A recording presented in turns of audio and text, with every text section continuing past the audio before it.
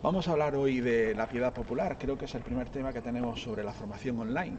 Por lo tanto, tenemos que empezar con este tema y aclarar ciertos términos que yo creo que algunas hermandades y cofradías no las tenemos muy claras. ¿Tú qué opinas? Pero igual, que tenemos que acercarnos para aclarar no solo palabras, sino introducirnos en ellas. Yo creo que el documento que siempre deberíamos tener en cuenta sería este, el Directorio de la Piedad Popular y la liturgia de la Congregación para el Culto Divino, porque aquí hace un análisis muy interesante sobre lo que es la religiosidad popular, la piedad popular, y luego en la segunda parte va analizando cada una de las actividades que tenemos de piedad popular en nuestras hermandades y cofradías. Yo siempre lo recomiendo y vuelvo otra vez a insistir, ahora que nos ven en esta charla de formación, que cojan este documento y que lo lean con tranquilidad. Bien, Fernando, creo que si cogemos el directorio tenemos que empezar a aclarar ciertos términos que muchas veces tenemos confusión. Confundimos religiosidad popular, piedad popular, devociones, costumbres, emociones. Yo creo que el directorio sí que nos ajusta bien esos términos. ¿Te parece bien? Me parece bien. Por ejemplo, muchos son ejercicios de piedad, que son los ejercicios que hacemos en nuestras hermandades y cofradías. Son ejercicios de actividades públicas. Las hermandades salen a las calles con sus pasos, con sus santos, con sus titulares. Pero los ejercicios de la piedad popular no forman parte de la liturgia en sí, aunque sí que están en armonía con ella. Y, por supuesto, respetan el espíritu de la hermandad, de la liturgia, las normas, los ritmos, sobre todo los ritmos del año litúrgico. Yo creo que todos tenemos claro lo que significa las devociones, o los ejercicios de piedad popular. Las devociones más en concreto son ya prácticas exteriores, animadas por un espíritu de relación con el Señor, con la fe, y que muestran en particular una relación del fiel con Dios. Pero todavía estamos en ese ambiente de religiosidad popular, ejercicios de piedad y devoción popular. La religiosidad popular, sin embargo, es un término mucho más amplio. Es un espíritu del corazón humano acerca de lo trascendente, que está dentro de la cultura de los pueblos y que son manifestaciones colectivas, pero no están directamente unidas, diríamos, a lo que es la fe católica, la doctrina católica. Y luego ya sí que podíamos definir el concepto de piedad popular. Yo recuerdo la palabra, lo decía ya Benedicto XVI, y el Papa Francisco la recoge en el documento de la exhortación apostólica por sinodal, Evangelii Gaudium. Evangelii Gaudium, que dice que la religiosidad popular es el alma de los pueblos, es decir, son manifestaciones culturales que están en armonía con la Sagrada Liturgia, es decir, están en esos modos de la Sagrada Liturgia, que son formas peculiares del genio de un pueblo en su fe y que recogen en cierto sentido la fe que tiene un pueblo, una fe cristiana, sobre todo el pueblo de Dios, el pueblo de los bautizados. Por tanto, 4 términos que debemos de tener claro: religiosidad popular, piedad popular, devociones y ejercicio de piedad. Son 4 términos que muchas veces están confundidos y entonces no tenemos muy claro qué es lo que hacemos. En nuestras hermandades y cofradías hay más religiosidad popular o piedad popular. Son más costumbres folclóricas, simplemente que adornan un acto en la calle, o por el contrario, más cercano a lo que dice la Iglesia, la doctrina de la Iglesia y la fe. Yo creo que aquí es donde podemos empezar esta charla primera.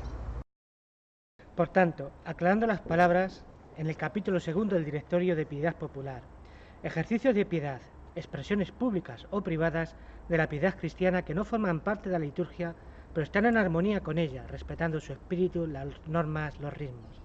Devociones, diversas prácticas exteriores, animadas de un espíritu interior de fe, que muestran una particular relación del fiel con Dios, con la Virgen María, con los santos. Religiosidad popular, una experiencia universal en el corazón de toda persona, como la cultura de un pueblo, y en sus manifestaciones colectivas, donde se expresa una dimensión religiosa. La religiosidad popular no tiene relación necesaria con la revelación cristiana. Piedad popular, diversas manifestaciones culturales no con los modos de la Sagrada Liturgia, sino con las formas peculiares del genio de un pueblo. Es un verdadero tesoro del pueblo de Dios, alma de los pueblos. Benedicto XVI y Francisco en Evangelii Gaudium 123. En el capítulo segundo, que se titula La liturgia y piedad popular en el magisterio de la Iglesia, podemos empezar su primera parte hablando de los valores de la piedad popular.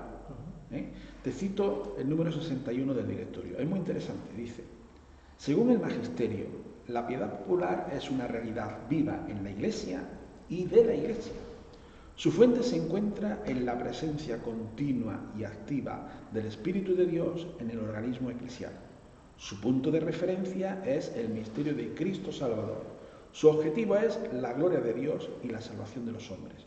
Su ocasión histórica es el feliz encuentro entre la obra de evangelización y la cultura. Yo creo que es una definición perfecta de lo que es la piedad popular. ¿No te parece, Fernando? Sí, me parece. Y además, yo creo que podemos subrayar aquí varias ideas que ha dicho esta expresión, ¿no? Por ejemplo, tiene un sentido, la piedad popular, innato de lo sagrado y de lo trascendente.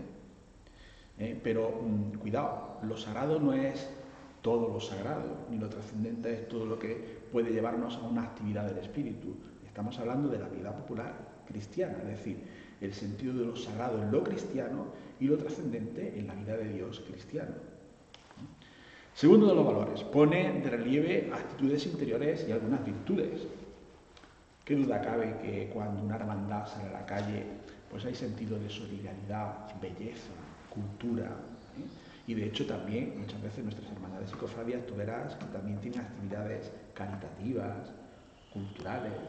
Hay un sentido de interior, de actitudes interiores y un conjunto de virtudes que la hermandad favorece para que nosotros crezcamos y con nuestros hijos también se eduquen en eso. Más cosas.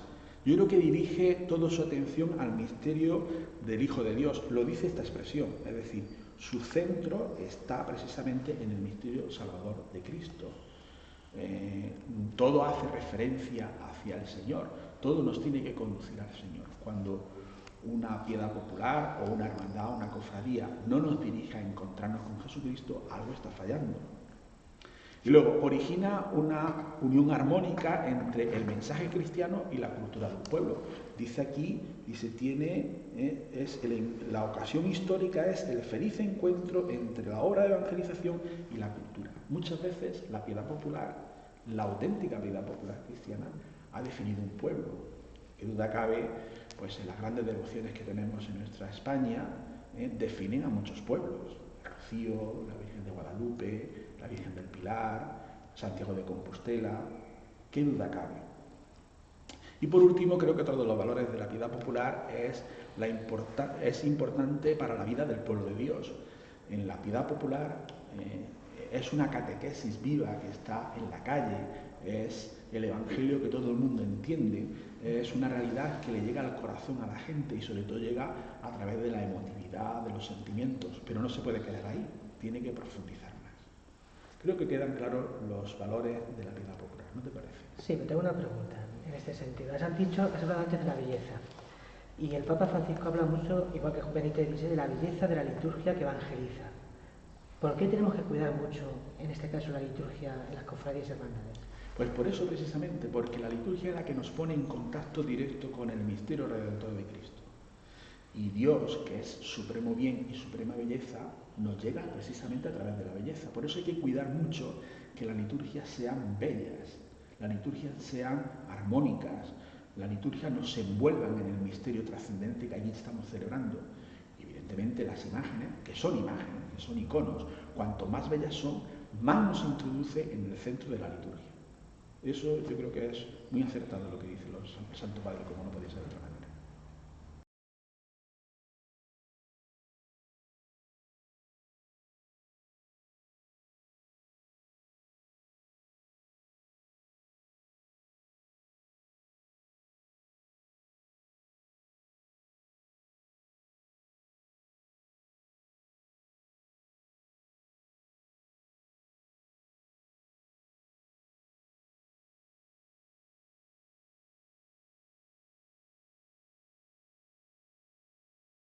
Bien, hemos visto, Fernando, esta primera parte del capítulo segundo del directorio, lo que son los valores de la piedad popular.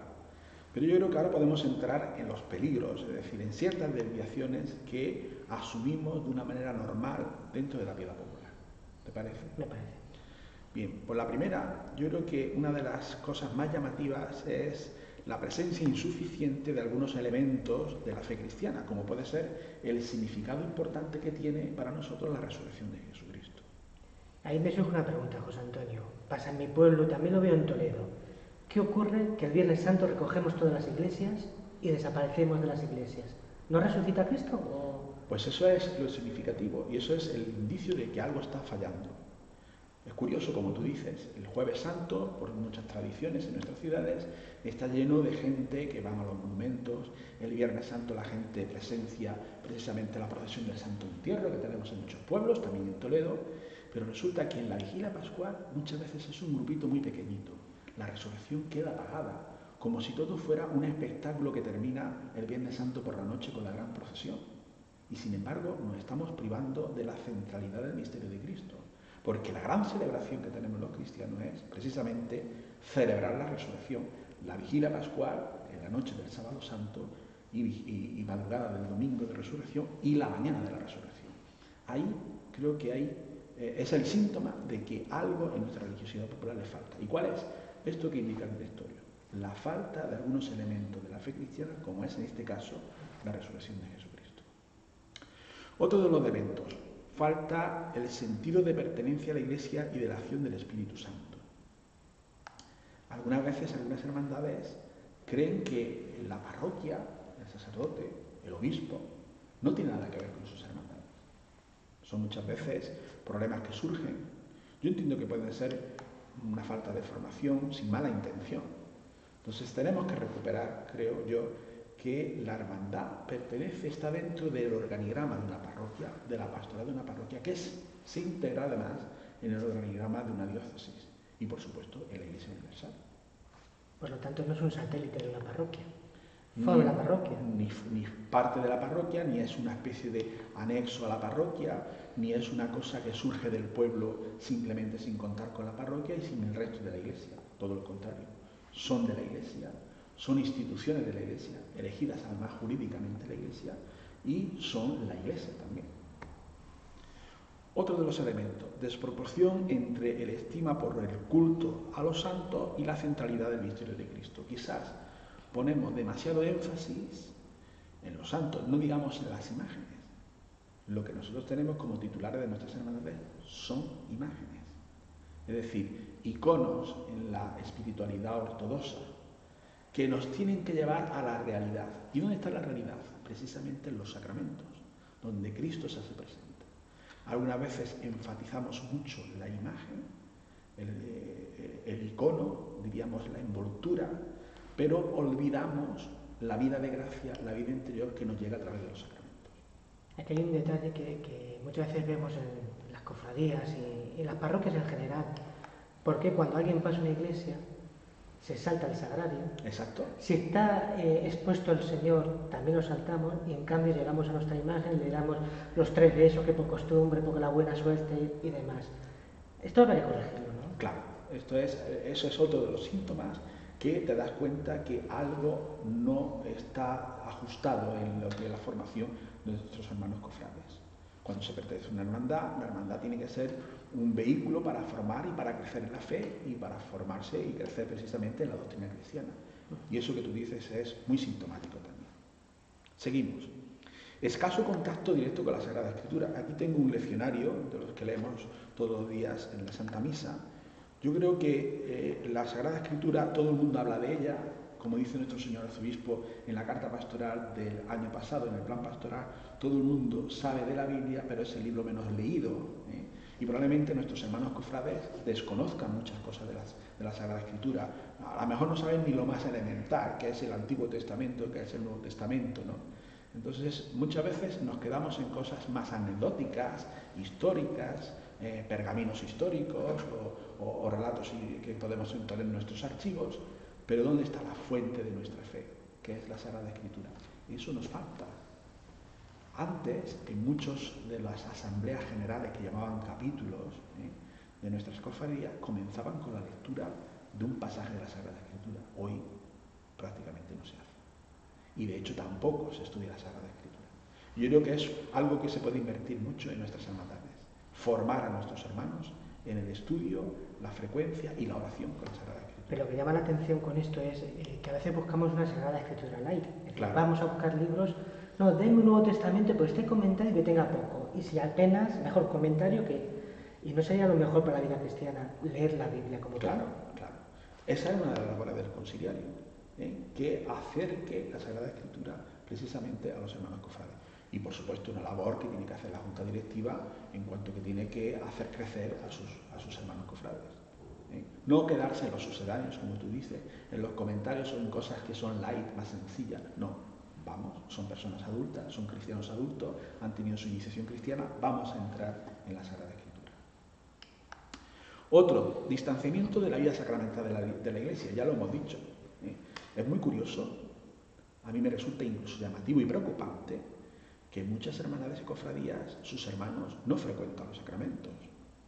La Eucaristía, el día que toca la función principal que dice, pero si es el sacramento de la penitencia, hace años que muchas veces nuestros hermanos cofrades nos han acercado a un confesionario o a pedirle perdón al Señor con un sacerdote al lado.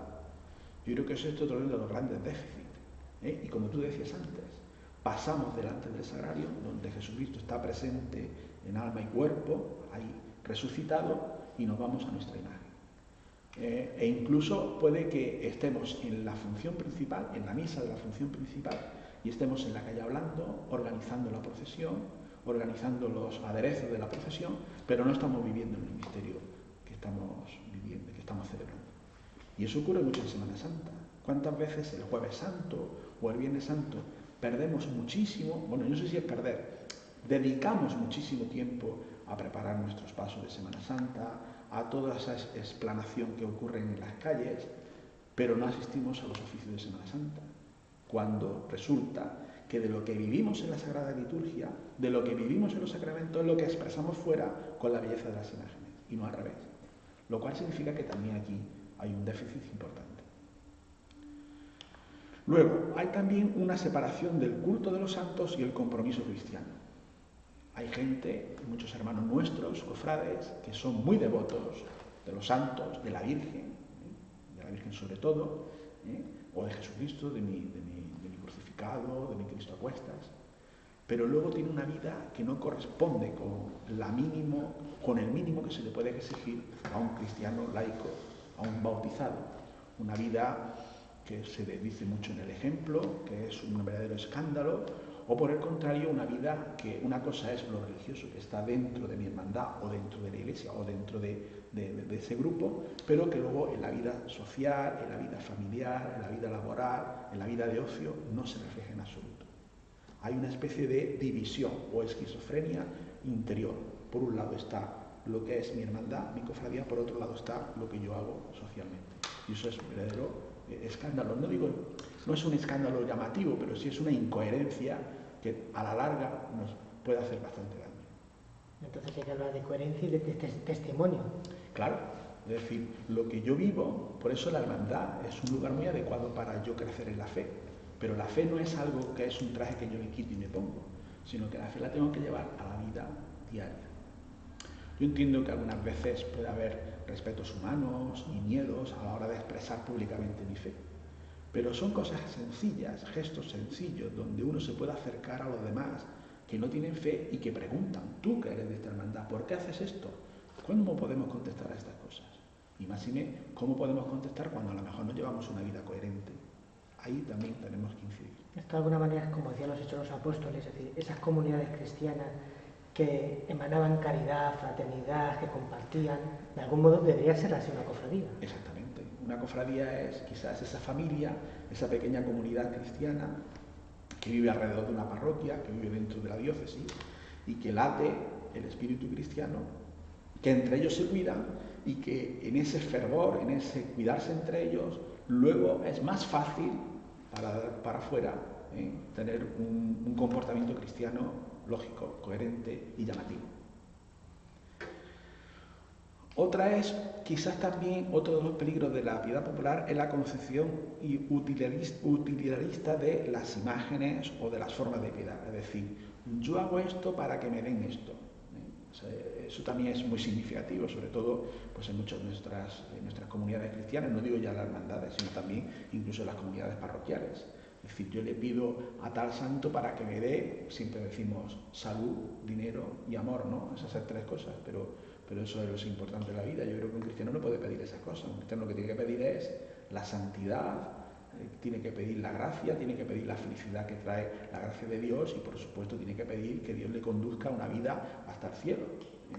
Pero esa concepción utilitarista, utilizamos a los santos pues para que nos dé este favor, es decir, más pedir y poco ofrecer, más sacar y poco entregarme, lo que es el apostolado de los miembros de una hermandad. Otro de los aspectos también que son peligrosos dentro o desvío de la piedad popular. Algunos signos y gestos adquieren excesiva importancia buscando lo espectacular. Esto sobradamente tienen nuestros hermanos cofrades muchos ejemplos, ¿no? Hacemos quizás procesiones preciosas, una puesta en escena en la calle, por dejarlo en esa expresión, que es la incorrecta, que es admirable, de hecho hay hasta incluso interés civil por esto, pero vacío del verdadero sentido, del verdadero contenido de por qué hacemos esto. Entonces exageramos muchas veces más esa puesta en escena y no entramos en la centralidad del misterio. Por ejemplo, yo tengo una experiencia personal de cómo es posible que la procesión de una patrona de una ciudad muy importante en España, que está casi 4 horas en la calle de procesión, los comentaristas que están haciéndolo por televisión se tiran 4 horas hablando de los aderezos, de los palios, de la cera, del paso que lleva, de la plata y del oro, pero no se diga ni una sola palabra acerca de la Virgen María y del misterio central de la Virgen María en la vida del fe. A mí eso me resulta muy llamativo. Y por último, yo creo que también hay muchos riesgos de superstición, magia, fatalismo y angustia. Eso quizás hasta incluso probablemente lo fomentemos, es decir, el dolor que se expresa sobre todo en nuestras imágenes de Semana Santa surgidas del barroco, que expresa mucho el dolor, el sacrificio, pues si eso no está bien llevado, si no está bien evangelizado, pues eso nos lleva al sentido dolorista de la pasión del Señor, que también lo tiene, pero nos falta lo que decíamos al principio, el sentido de la victoria sobre la muerte, el sentido de la resurrección, y también el sentido de la magia.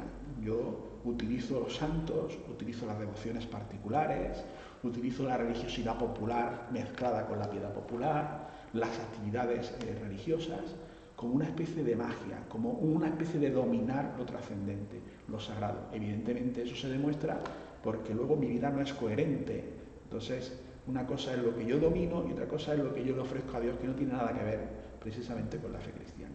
Es lo que ocurre, ¿no?, con la sociedad actual, el tema de la santería, la nueva era, que poco a poco parece que no, pero se está incorporando por parte de muchas cofrades. Exactamente. Y además incluso lo aplicamos precisamente a nuestros hermanos cofrades, o sea, a nuestras hermandades, a nuestras cofradías y a nuestros titulares, que es todavía lo más doloroso, ¿no?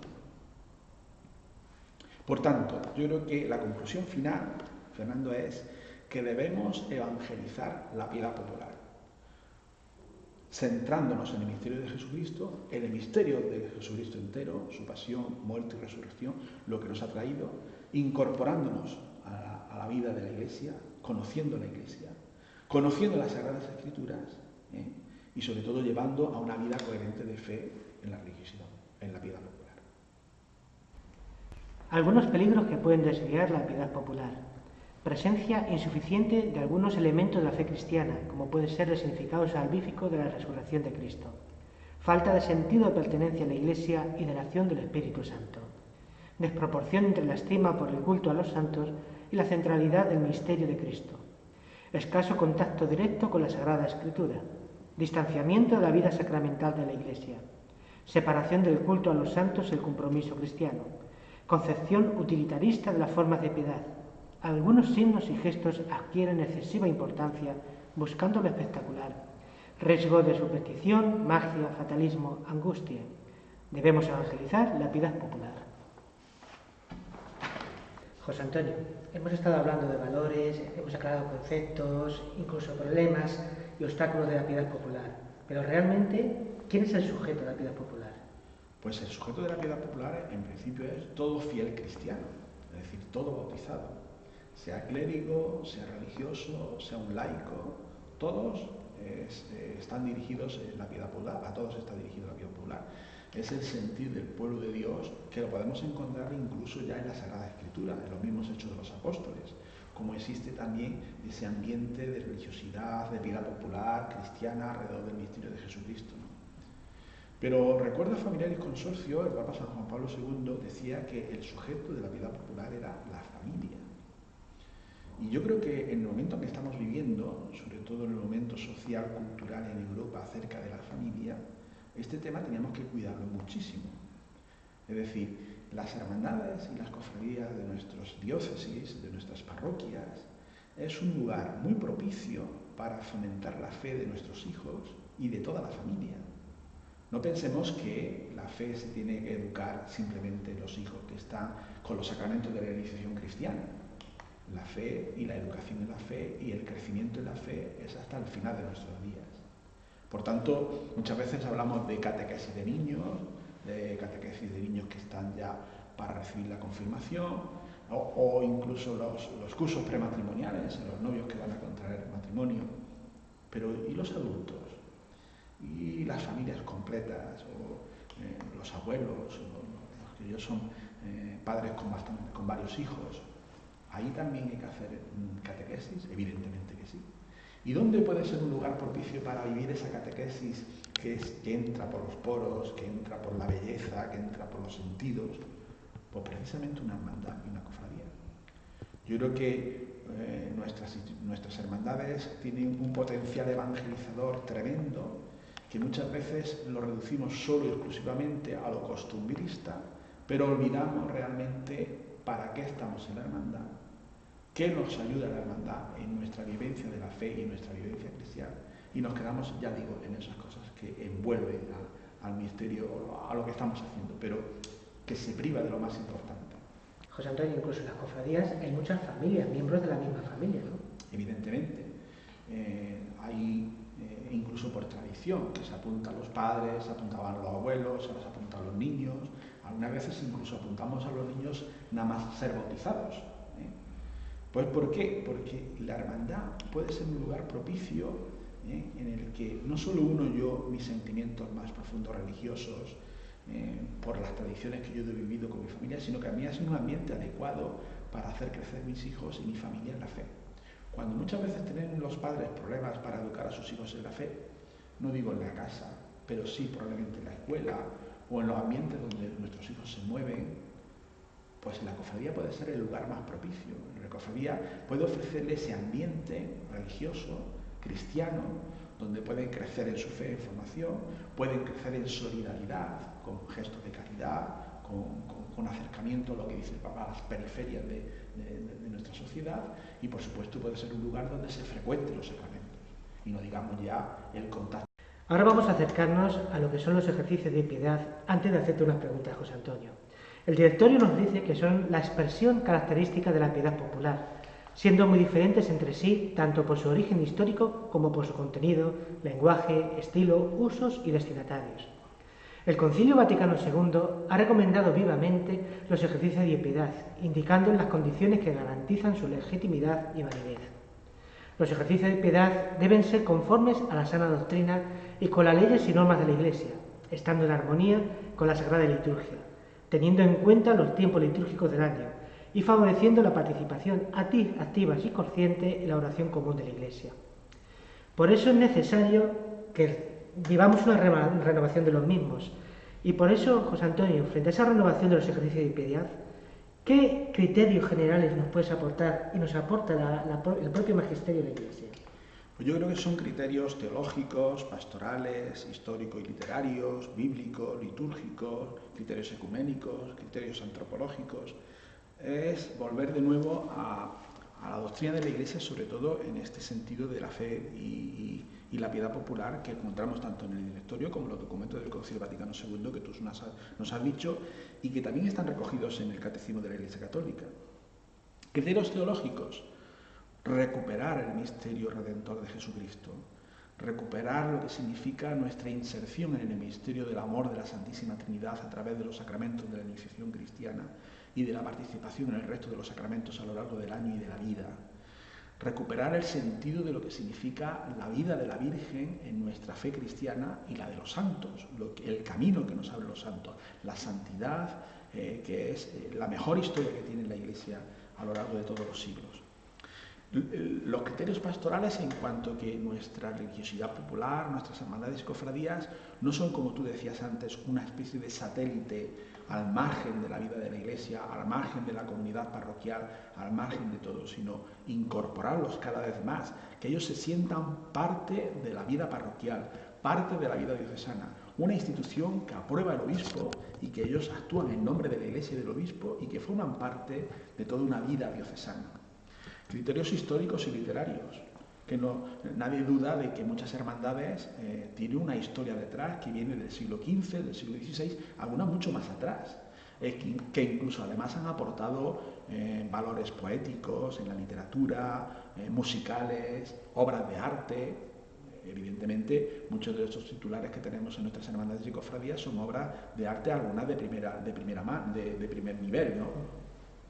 Criterios bíblicos y litúrgicos, es decir, volver de nuevo a que nuestros hermanos cofrades tengan como libro de cabecera siempre la Sagrada Escritura, los Evangelios, el Antiguo Testamento, qué dice Jesús, participar, no digo si en la liturgia de todos los días, ya quisiéramos todos, pero sí saber lo que la Iglesia todos los días va meditando la palabra de Dios y qué palabra de Dios va meditando, qué Evangelio. Fomentar el estudio de la Sagrada Escritura, acercarnos a ella como el Señor que me está hablando aquí y ahora, y por supuesto el sentido de la liturgia, que es lo central de mi vida. Yo creo que una de las cosas que tenemos que recuperar es el Día del Señor, la gran celebración que tenemos todas las semanas los cristianos, que es ese renovar y ese resonar de la gran vigilia pascual que celebramos en la Semana Santa y que todos los domingos la renovamos con la Santa Misa, participar en la misa y antes que hemos dicho toda la familia como sujeto de la vida popular. Criterios ecuménicos. También muchas hermandades acogen a otros hermanos cristianos que no son católicos e incluso gente que no son cristiana. También podemos acercarnos a ello. Un medio muy importante para acercarnos en ese sentido del ecumenismo o del diálogo interreligioso es a través de la caridad, a través de las obras sociales, a través de la cultura. Y el sentido antropológico. Qué duda cabe también que dentro de las hermandades y las cofradías podemos aprender cosas tan importantes como es el sentido del sufrimiento humano, el sentido de la ofrenda, el sentido del trabajo, el sentido de quiénes somos nosotros, las personas, qué es el matrimonio, qué es un hombre, qué es una mujer, quiénes son los niños, qué son los hijos, nuestra labor educativa de los hijos. Yo creo que todo este abanico tan amplio, que es el abanico de toda la Iglesia, es el sujeto de toda la Iglesia, es el trabajo de toda la Iglesia, pues una hermandad y una cofradía puede favorecer mucho para que esto se viva, no sé yo a 100%, pero sí que los hermanos y la Junta Directiva tengan claro esto y lo promuevan. Finalmente tenemos que decir, para terminar este tema que hemos expuesto, lo que dice el capítulo 3 del Directorio de la Piedad Popular, en el que se indica varios principios que debemos de tener en cuenta. El primero, la vida cultural, es decir, la piedad popular fomenta la comunión con el Padre por Cristo en el Espíritu. Segundo, estudio y meditación de los misterios de Jesucristo a través de la palabra de Dios y los misterios de Jesucristo en todo su desarrollo, la pasión, muerte, resurrección del Señor, su vida pública, su infancia. También la piedad popular tiene que renovar los sacramentos de la iniciación cristiana. ¿Qué significó y qué significa para nosotros el bautismo? ¿Qué significa para nosotros la Eucaristía? ¿Qué significa para nosotros nuestra confirmación? Los dones del Espíritu Santo que recibimos ese día. Jesucristo es el modelo perfecto de la piedad filial y de la conversación incesante con el Padre. Por tanto, la piedad popular tiene que fomentar siempre una vida de oración y una vida de oración frecuente. En la comunión con el Padre, los fieles son guiados por el Espíritu Santo. Por tanto, la piedad popular tiene que recuperar siempre nuestra pertenencia a la parroquia y nuestra pertenencia a la diócesis. La piedad popular también debe de configurarse como un momento de diálogo entre Dios y el hombre, por Cristo y en el Espíritu Santo. Es decir, saber que nuestra vida es una vida que está dirigida a Dios, que Dios está presente en nuestras vidas. Y por eso fortalecer una conciencia filial, una conciencia sentida de nuestra relación con la Santísima Trinidad. Fomentar entre nosotros la oración cristiana, no solo la oración litúrgica que celebramos cuando vamos a la Santa Misa, sino también los ejercicios de devoción particular de la oración, como pueden ser el rezo del rosario, el Vía Crucis, la visita a los lugares marianos, a los lugares donde están nuestros titulares. Pero no olvidar precisamente que Jesucristo está presente en el sagrario, presente en la Eucaristía. Fomentar sobre todo también una actitud de solidaridad dentro de nuestras hermandades, lo que significa esos tres trípodes que siempre hemos hablado: la formación, el culto y la caridad, la solidaridad. Procurar que las expresiones de piedad nuestras muestren la persona y la acción del Espíritu Santo, que nuestras vidas como cristianos y como cofrades sean coherentes con lo que decimos que profesamos y queremos. También nuestras manifestaciones de piedad popular deben de fomentar y expresar el valor primario que significa la resurrección de Jesucristo, es decir, el misterio pascual, el misterio central de nuestra fe. Y por supuesto, la piedad popular tiene que alentarnos, fomentar y crecer en nosotros la participación frecuente en la Eucaristía, recuperar la Eucaristía dominical como algo importante y vital en nuestra vida de cofrades, recuperar el domingo como el día del Señor.